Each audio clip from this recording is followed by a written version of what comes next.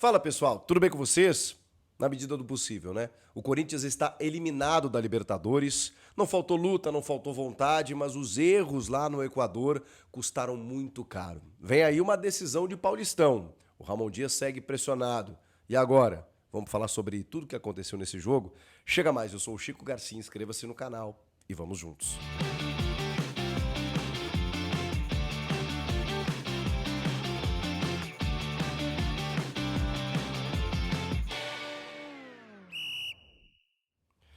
Vamos lá, gente. Vamos falar dessa vitória com derrota, com desclassificação. Uma vitória, de certo ponto, amarga do Corinthians. Um 2-0 em casa. A gente sabia que o Corinthians em casa faria um resultado. Faria pelo menos 2 gols. É a tônica da temporada.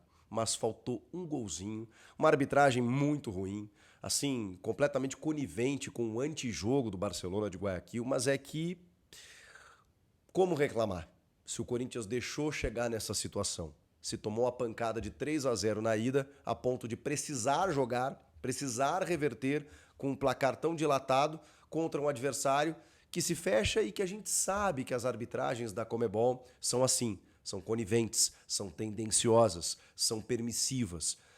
O árbitro Esteban Ostojic, o uruguaio, conversava com os jogadores cada vez que eles caíam no gramado, dizendo que o cronômetro estava parado e depois dá 6 minutos de acréscimo no final do segundo tempo. Um escândalo. O gol do André Carrilho, o segundo gol, demora quase 4 minutos para ser validado pelo VAR, numa ânsia do juiz em não querer marcar o gol, de repente auxiliado pelo VAR, também o uruguaio Andrés Cunha, ele tem que validar. Demora 4 minutos, o jogo já terminando. Isso é compensado no VAR, com todas as trocas, com todas as ceras, com o goleiro fazendo cera em todos os momentos. É inacreditável, gente. Era papo de 10 minutos de acréscimo no mínimo, no mínimo. Não que fosse fazer talvez alguma diferença, mas é que a justiça não corrobora nesse sentido, né? A arbitragem, ela porque foi como um todo. Ele foi permissivo com o antijogo do Barcelona o tempo inteiro. E esse é o risco. É o risco de você lá no primeiro jogo ter tomado um placar de 3-0. Esse jogo, especificamente da Neoquímica Arena, é um jogo que dificilmente você olha e consegue analisar taticamente. As circunstâncias são completamente específicas de um jogo em que tem um adversário que está fechado, você precisa do resultado, tanto que o Ramon, aos 30 minutos, percebe que o Ranieri não estava fazendo nada ali, estava fazendo figuração no jogo. Por quê? Porque era ataque contra a defesa, não fazia sentido você ter 3 volantes. Eu confesso para vocês que eu entendo a escalação inicial, ser com o Ranieri, porque foi o modelo tático que ele encontrou contra o Santos e que funcionou. E que funciona assim desde o ano passado, na verdade, né, com o Ranieri dando uma sustentação. O Corinthians sofreu defensivamente muito durante a temporada, inclusive contra o Barcelona, quando lá não estava o Ranieri, quando lá não estava o Martínez. Então, quando ele tem uma Ranieri e Martínez, ele pensa, bom, vou proteger caso os caras resolvam atacar. Mas aí eu preciso reconhecer o que o Ramon fez nesse jogo. Nesse jogo. Ele percebendo... ele tira e coloca mais um atacante, coloca o Romero. E aí, obviamente, né, coloca mais pressão no campo de ataque. E o Corinthians martelou. Quando ele tem o Barcelona, um jogador expulso no segundo tempo, ele vai lá e imediatamente põe mais um atacante. Então, o Ramon fez tudo o que precisava. Termina o jogo com o Gustavo Henrique de centroavante, pelos seus 1,96, com muitos cruzamentos. É fato que os cruzamentos eles denotam um pouco de falta de recurso, de repertório do time, mas, de novo, eu preciso analisar as circunstâncias desse jogo. O Corinthians, por várias vezes, tentou entrar por dentro. Não sei se vocês perceberam isso, mas tinha um muro. O Memphis tentou, o Garro tentou, o Carrilho tentou. Até para finalizar estava difícil. Foram poucas oportunidades que o Corinthians teve a ponto de finalizar tranquilamente. E as que teve, né? Com o Memphis dando um voleio e o Mateuzinho depois com a bola do jogo. Mas, tirando isso, era muito difícil. Então, você faz o quê? Lateraliza o jogo. Infelizmente, os laterais do Corinthians, eles deixam muito a desejar. Acho que o Mateuzinho faz um jogo de muita abnegação. Não que o Bidu não tenha também esse lado, mas é que a qualidade ali tem um limite. E esse limite é muito baixo. né? Se tivesse o Anrileri ali no jogo, eu acho que o Corinthians teria uma arma muito forte pelo lado esquerdo, até porque os caras não passavam no meio campo, em raríssimas vezes isso aconteceu. Então o Anrileri jogaria muito espetado, combinando jogadas lá pelo lado esquerdo, funcionaria muito bem. Inclusive, quando o Tales entra, ele poderia entrar no lugar do Bidu. Por que não? Porque ele jogou espetado ali pelo lado esquerdo. O Bidu não teria porquê, só que ele coloca o Tades no lugar do Martinez, que era outro jogador muito envolvido com a partida, assim como o André Carrilho. Foram os dois expoentes, assim, em termos de volúpia, sabe? De intensidade no jogo. Eles ditaram o ritmo. O Memphis Depay, obviamente, ficou devendo um pouquinho, né? Porque quando a gente cobra do Memphis, a gente cobra nesse jogo. O Memphis é um cara que tem sido importante em vários jogos do Campeonato Paulista mesmo, né? Você coloca, ele é o principal garçom do time na temporada, líder de assistências.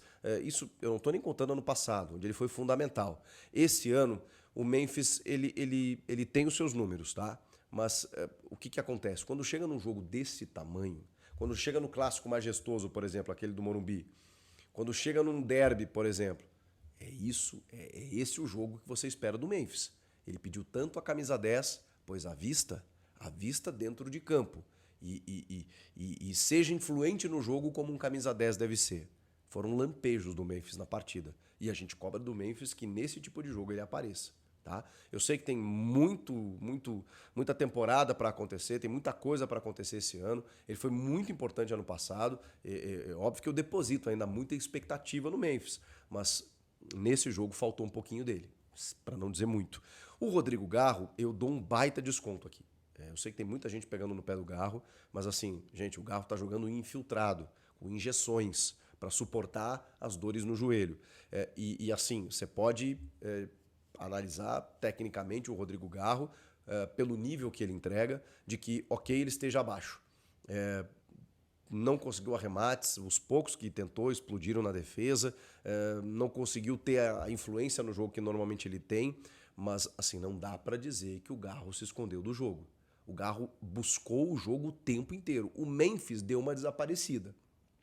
O Memphis, como eu disse, viveu de lampejos no jogo. Um jogo em que o Corinthians precisa fazer 3 gols é muito pouco. Ele apareceu, né, disputando a bola com o goleiro no gol do Carrilho. Ele apareceu numa finalização ou outra, mesmo que numa errada, né, nesse voleio que eu falei, furado. Mas o Garro puxou a bola o tempo inteiro. O Carrilho, então, nem se fala, né? Para mim foi o nome do jogo. Apareceu em todas as partes do campo, buscando a partida, buscando arremates. Uma pena que a bola dele não tenha entrado num arremate muito forte no segundo tempo, que a bola passa isso aqui do travessão. No primeiro tempo, ele pega uma bola de primeira dificílima, chuta, o goleiro defende, depois dá escanteio. Faz o gol, inclusive, o segundo gol. O Carrilho foi fundamental na partida. E o Martinez correndo que nem um louco, né, cara? Que nem um louco, até porque quando ele tira o Ranieri, fica o Martinez ali marcando, voltando, buscando, armando. Loucura, loucura. Então, assim, não dá pra dizer que faltou entrega. Não dá pra dizer. O Félix Torres, gente. O Félix Torres fez um partidaço. Faz o gol no finalzinho do primeiro tempo, que dá uma esperança, né? Porque teria todo o segundo tempo pra isso. Um gol de cabeça, mas não só por isso. Ele venceu todos os duelos. Ele foi muito importante no jogo, o Félix Torres. A questão é que eu não posso, mesmo valorizando o que esses caras fizeram hoje, mesmo não conseguindo criticar o Ramon, porque esquema tático você joga pro alto e vê o que acontece na medida em que você tá no abafa, no desespero, precisando do resultado, e aí, como eu falei, Gustavo Henrique vira centroavante, sem pilha atacante, não tem muito o que fazer, gente. Ali era desespero mesmo pelo resultado.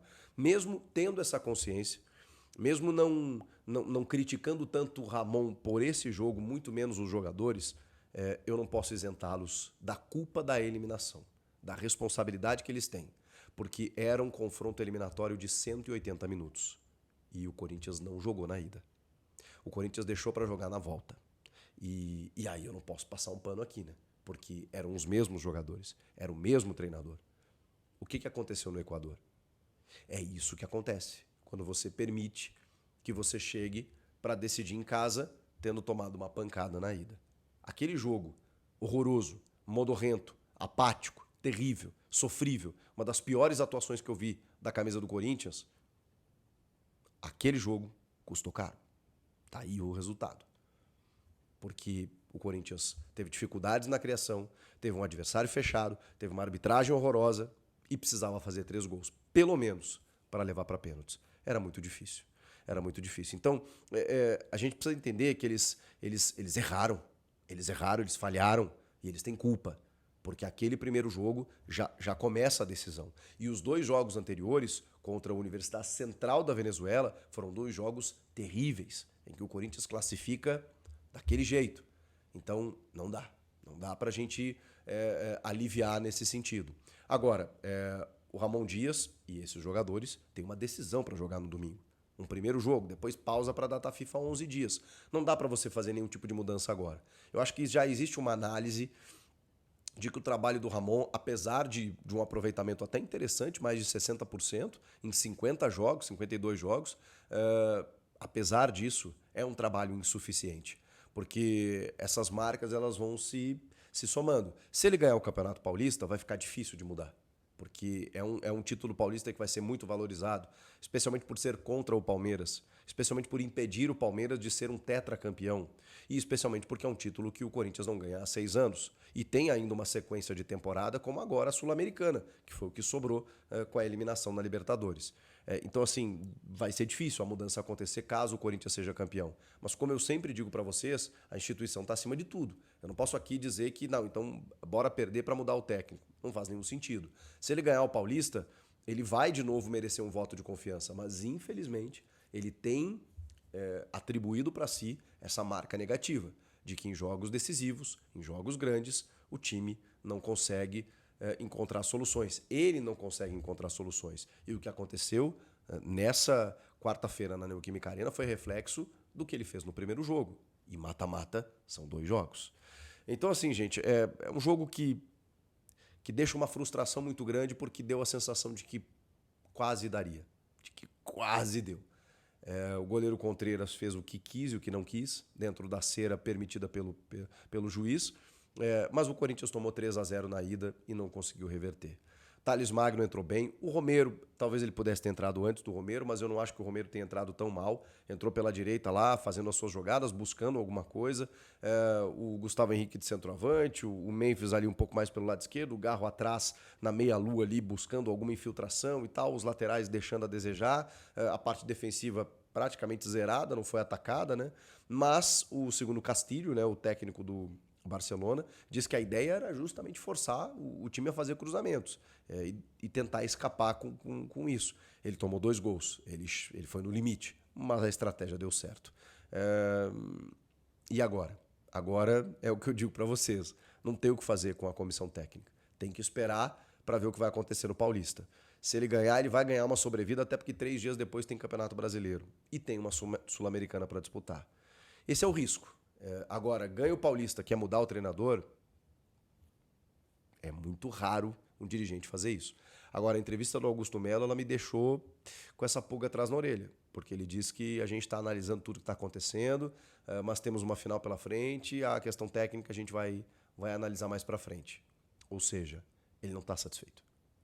Visivelmente ele não está satisfeito e o torcedor também não está. Mas tem um título para disputar e o título se sobrepõe a tudo. Então, realmente, nesse momento, você implodir um trabalho é muito mais nocivo.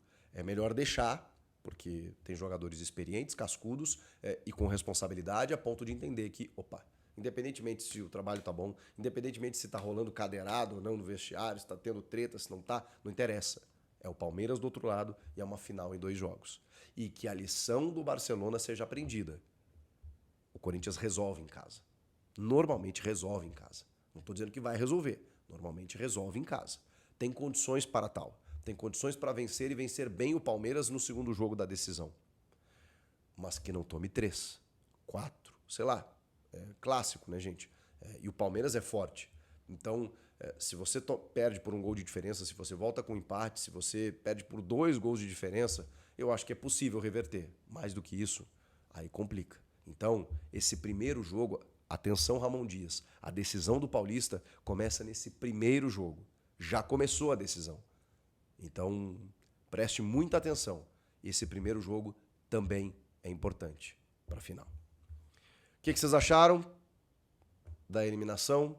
Estão felizes com a luta, pelo menos, e a entrega dos jogadores? Tem alguma crítica pontual? O que fazer com Ramon Dias? Respostas que eu quero ouvir nos comentários. Ouvir, entenda-se, ler. Comenta aqui. Inscreva-se no canal. Eu volto na próxima. Tchau.